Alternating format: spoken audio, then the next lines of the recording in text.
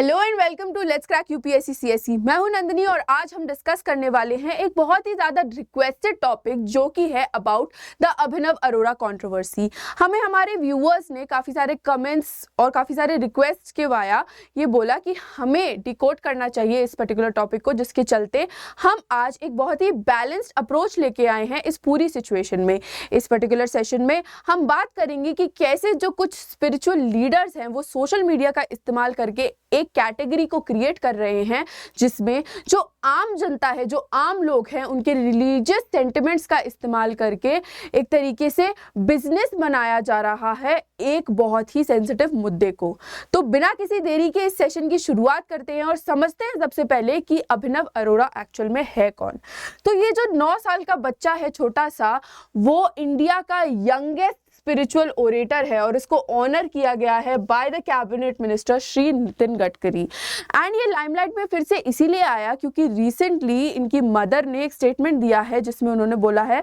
कि इस बच्चे को थ्रेट आया है by the Bishnoi community, by the Bishnoi gang, जिसमें इनको डेथ थ्रेट बेसिकली दिया गया है बाय लॉरेंस बिश्नोई का गैंग,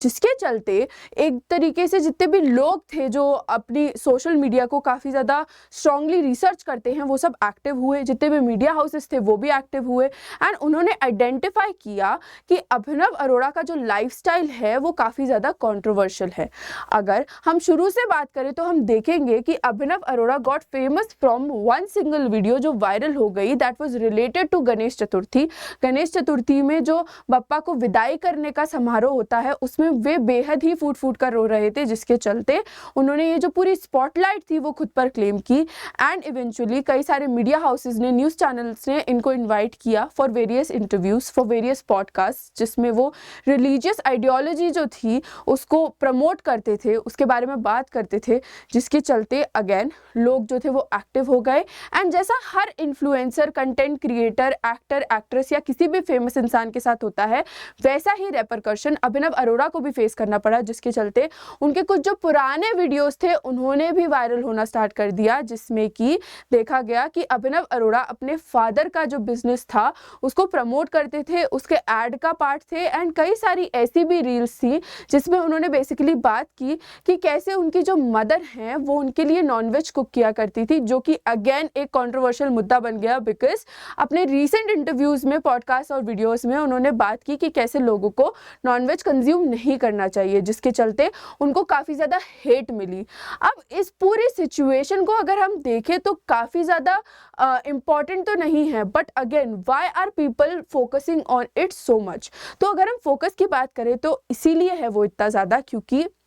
अभिनव अरोड़ा जो है वो आइडेंटिफाई किया है एक नीश को जो कि है यूथ। एंड हमें सबको पता है कि जो हमारी कंट्री है that is filled with it, हमारे आउटनंबर्ड हैं यूथ, जिसके चलते ये जो बेसिकली आइडिया प्रोपगेशन की बात हो रही है, एक तरीके से जो रिलीजन प्रमोशन की बात हो रही है, वो एक बहुत बड़े सेक्शन ऑफ द सोसाइटी में हो रही है, जिसके चलते काफ़ी ज़्यादा बैकलैश भी फेस करने को मिल रहा है और काफ़ी ज़्यादा पॉपुलैरिटी भी मिल रही है। बट इस सब के अमिड्स जो ये बेसिकली गैप देखने को मिल रहा है in the personalities of the same person, वो बन जाता है क्वेश्चन, क्योंकि रिलीजन एक ऐसा सेंटिमेंट है जो कि बहुत ज़्यादा सेंसिटिव है एंड उसको जो भी छेड़ता है एज सच उसके साथ रेपरकशंस अटैच आते ही आते हैं। आगे चलते हैं और जानते हैं कि ये जो पूरी सिचुएशन है, ये जो पूरा स्पिरिचुअल डिस्कोर्स है वो इतना कंट्रोवर्शियल कैसे हो गया। तो ओवर द टाइम जब रिसर्च की गई तो पाया गया कि उनकी जो स्पीचेस है या जो भी वो इंटरव्यू में आते हैं या बोलते हैं बेसिकली, बी इट लाइव या कहीं भी प्लेटफॉर्म पर, वो ऐसा प्रतीत होता है कि वो स्क्रिप्टेड है। क्योंकि पहली बात, एक 9 साल का बच्चा, 10 साल का बच्चा इतना ज़्यादा ज्ञान की बात करता है तो या तो वो इवेंचुअली गिफ्टेड है या फिर ऐसा कुछ हो रहा है। तो ये क्लेम्स किए गए, ये मैं नहीं कह रही, ये रिपोर्ट्स और कई सारे मीडिया हाउसेस ने बेसिकली क्लेम किया है। तो उनकी स्क्रिप्टेड स्पीचेस पे काफ़ी ज़्यादा क्वेश्चंस उठाए गए क्योंकि कोई भी वर्ड इधर का उधर नहीं पाया गया, जिसके चलते एक कंट्रोवर्शियल पॉइंट जो था वो रेस हो गया। बट इसी सब के चलते दो ऐसे मुद्दे भी हैं जो कि स्पेसिफिकली केटर करते हैं अभिनव अरोड़ा की लाइफस्टाइल को, क्योंकि प्रेजेंट स्टेटस को या प्रेजेंट कंटेक्स्ट में बात करें तो हम देख पाएंगे कि एजुकेशन काफ़ी ज़्यादा कॉम्प्रोमाइज़ हो रही है इस बच्चे की, जिसके चलते हम देखेंगे जो उसके फ्यूचर प्रॉस्पेक्ट्स है वो डायरेक्टली एंडेंजर हो जाते हैं, वो डायरेक्टली एक खतरे में पड़ जाते हैं। क्योंकि आइडियोलॉजिकल चेंज तो फिर भी चलिए एक इंसान अलाइन कर लेगा अपने अकॉर्डिंग, लेकिन अगर उसका करियर ही नहीं बन पाया एंड अगर उसकी पर्सनालिटी, उसका जो इमेज है वो ऐसी क्रिएट हो गई जिसको वो कभी डिफाइन नहीं कर पाया, तो वो अपने मनमर्जी की चीज़ें नहीं कर पाएगा, जिसके चलते काफ़ी ज़्यादा लोगों ने बोला कि इस बच्चे का जो फ्यूचर है वो ऑन स्टेक है।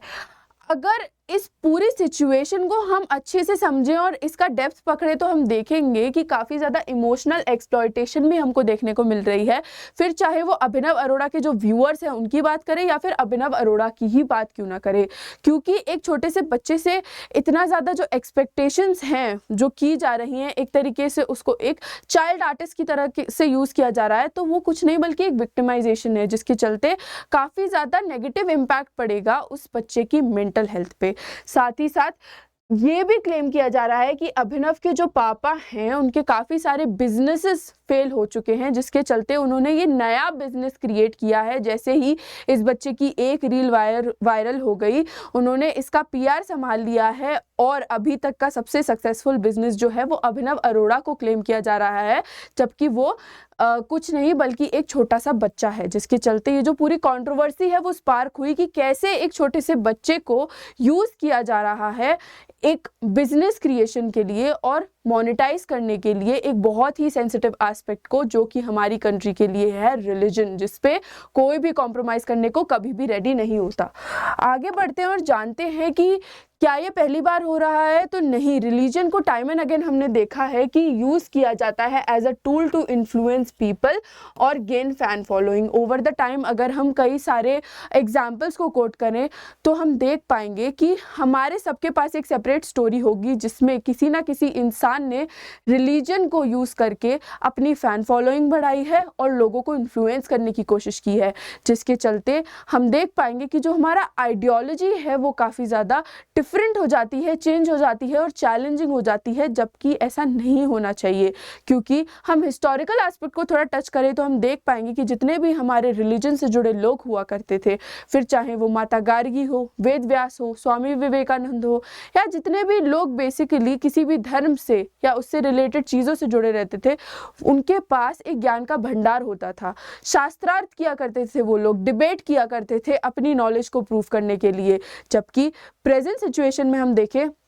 तो किसी को कुछ नहीं चाहिए बल्कि एक ऐसी वीडियो चाहिए जो कि चल जाए, जो कि वायरल हो जाए, जिसके चलते जो पॉपुलैरिटी है वो इंसान गेन कर लेता है एंड उसके बाद फिर कुछ भी चल रहा है होता है हमारी सोसाइटी में। और इस पर्टिकुलर सिचुएशन का जो ब्लेम है वो 3 मेजर चीज़ों पे जाता है, जिसमें सबसे पहली जो चीज़ है वो है जो हमारा अर्बन रूरल डिवाइड देखने को मिल रहा है उस पर्टिकुलर चीज़ पे। जो ये डिवीज़न है वो काफ़ी ज़्यादा प्रॉब्लमेटिक है। साथ ही साथ जो दूसरी प्रॉब्लम हम यहाँ पे कोट कर सकते हैं वो है पावर्टी।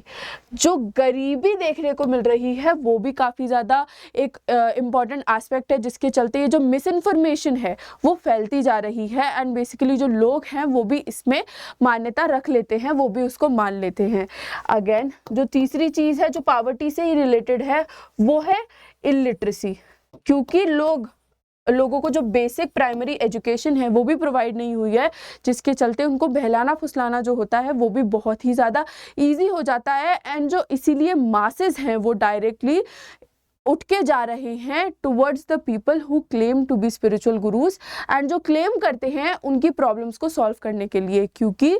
डायरेक्टली जो उनका आइडिया रहता है वो ये रहता है कि उनको किसी भी प्रकार की कोई भी दिक्कत फेस ना करने पड़े एंड इवेंचुअली जो उनके जितने भी इश्यूज है वो थोड़ा बहुत कुछ करके सॉल्व हो जाए, जिसके चलते हम देखेंगे कि बेसिकली रिलीजन को यूज़ किया जा रहा है as a tool to influence people over the time. जैसा मैंने आपको ऑलरेडी बताया कि जो स्पिरिचुअल लीडर्स पहले हुआ करते थे उनकी क्या अप्रोच रहती थी, वो क्या क्या करते थे, तो आप देखेंगे कि ये लोग सिर्फ आइडिया प्रमोट नहीं करते थे, ये लोग सिर्फ अपने जो रिलीजन है उसको प्रोफेस और प्रोपेगेट नहीं करते थे, बल्कि उनका काम रहता था कि वो जितने भी लोगों का भला कर सकते हैं वो भी करें, जिसके चलते ये देखा गया कि स्पिरिचुअल लीडर्स जो हैं उनका बेसिकली काम ही होता है कि वो लोगों को यूनाइट करें, ना कि डिवाइड करें, जो कि अगर हम प्रेजेंट सिचुएशन में कंपेयर करें तो काफ़ी ज़्यादा प्रिवेल करता है ये कंपैरिजन कि पहले जो था वो डिविजन यूनिफिकेशन पे काम होता था और अभी बेसिकली डिवीजन पे काम हो रहा है। पहले लोगों को साथ लाया जाता था, अब लोगों को बांटा जा रहा है,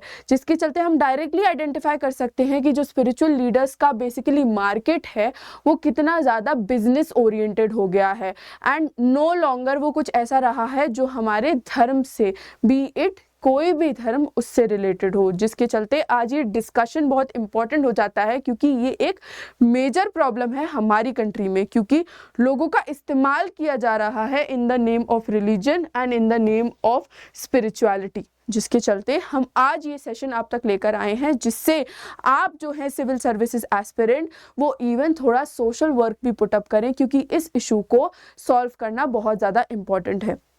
लेकिन इस इशू को आप सॉल्व कैसे करें? तो इस इशू को बेसिकली सेंसिटाइज करके, यानी लोगों को ज्ञान दे करके, लोगों को समझा करके सॉल्व किया जा सकता है। साथ ही साथ जो अभी नॉन रिलीजियस लीडर्स हैं, जिनको अभी बेसिकली एक आइडेंटिफिकेशन मिल चुकी है कंट्री की, लोगों का विश्वास है उनमें, जो लिजिट हैं, जिनका बिजनेस आइडियोलॉजी नहीं है, उन सबको साथ आना चाहिए, यूनाइट होना चाहिए और जितने भी लोग धर्म को किसी भी प्रकार से जोड़ने की कोशिश कर रहे हैं पैसे से, उन पे सख्त से सख्त कार्रवाई करनी चाहिए। लोगों को अगेन इनके थ्रू ही सेंसिटाइज करना चाहिए कि जो सही और गलत है उसको कैसे पहचाने, क्योंकि अगेन हमारी जो श्रद्धा है वो इतनी अटूट हो जाती है लोगों पर कि इवेंचुअली एक जो हमारा बायस आ जाता है वो हमें कई सारी चीज़ें नहीं करने देता, जिसके चलते काफ़ी ज़्यादा इम्पॉर्टेंट है कि गवर्नमेंट ऐसे स्पिरिचुअल लीडर्स के साथ मिलकर के काम करे जिससे जितनी भी मिस इन्फॉर्मेशन है, जितना भी एक्सप्लॉयटेशन हो रहा है लोगों का,